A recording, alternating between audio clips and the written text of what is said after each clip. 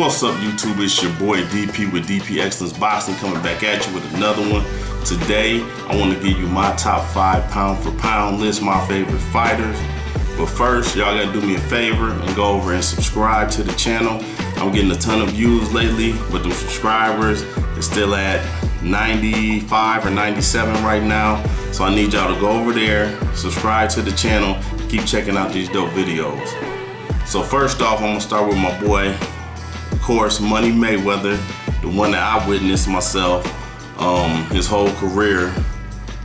He was just, man, next level. Like, so he was in the era that was really good, but he was just a cut above everybody, man.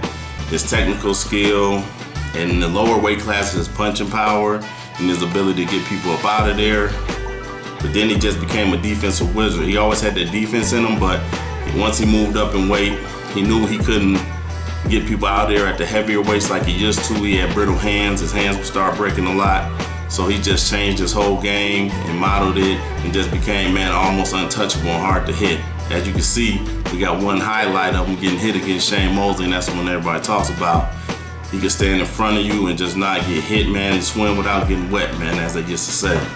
So, man, I got to go with Floyd first. He was the best I ever seen. Next, Sugar Ray Robinson. I would say Sugar Ray Robinson is right there, 1A.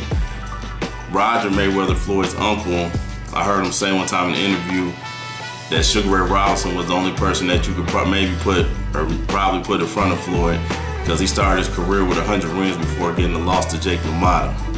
So that right there is just insane. I know the competition might have been a little lesser at the time, but still to go 100 times out and have the ability not to lose, man, that's hard to do. Just have an off day, you could lose easily or get knocked out. So Sugar Ray Robinson, man, had dynamite in his hands, moved up several weight classes. He was just an electric fighter, man, had great feet. He would get you out of there, man. Like I said, he had that left hook was monstrous, and he would definitely touch you up and get you out of there. So obviously I didn't watch his career, but I did a lot of studying on him. And he's right there, him and Floyd 1 and 1A in my book. Next, we got Roy Jones Jr. I was lucky enough to watch his career, and Roy was just a freak athlete, man. Like, the stuff he did was unbelievable. He would put his hands behind his back, come out, hit him with a right hand, drop him. And most of the time, people with that much flash don't have that much punching power, but Roy had it all, man. He would really get you out of there. And he just fought the best that were available to him at the time. When you look at his resume, he doesn't have the huge number of Hall of Famers like a lot of other fighters and stuff, but I still think he was a great fighter. Hey, he fought with who was in front of him. James Toney was probably his best win. Virgil Hill was a really good win. And he had some more in there. He moved up, obviously, to heavyweight, fought Jeff Ruiz. That was a great feat. When he got a little older, he came back down to weight, and that's when you start seeing a little deterioration, because his game was so built on athleticism. I think as he got older, he wasn't like a Bernard or a Floyd where they could fight into their late 30s and you really not see too much wear and tear just because of their style and their defensive posture a lot of the time.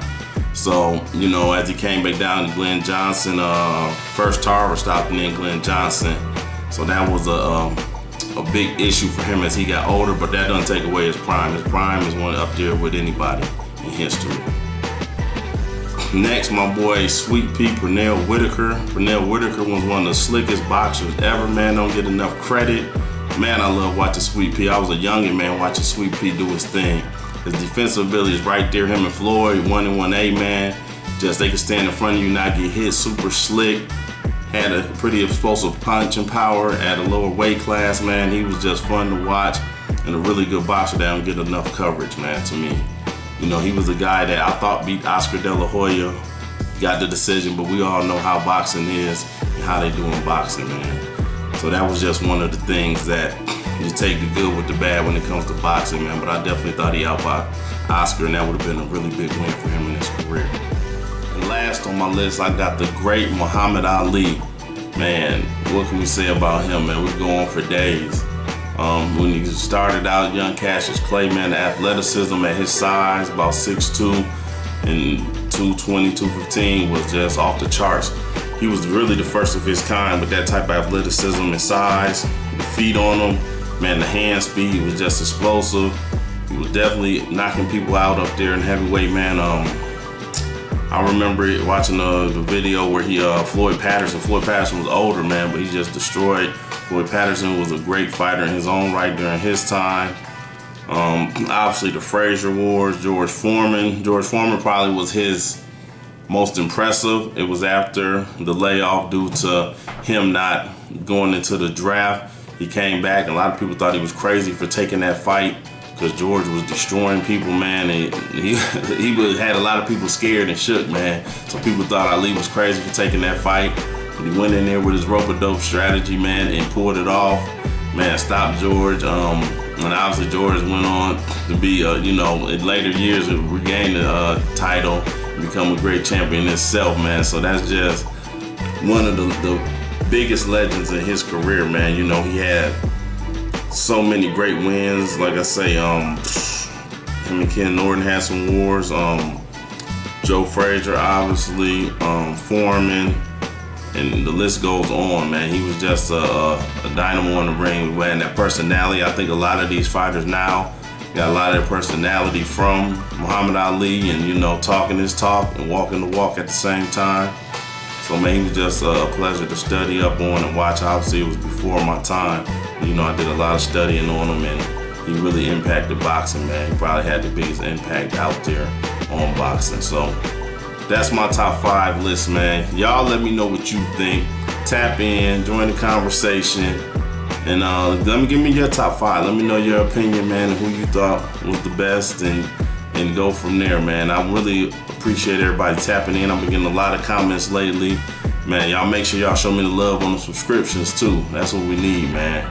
Until next time, peace.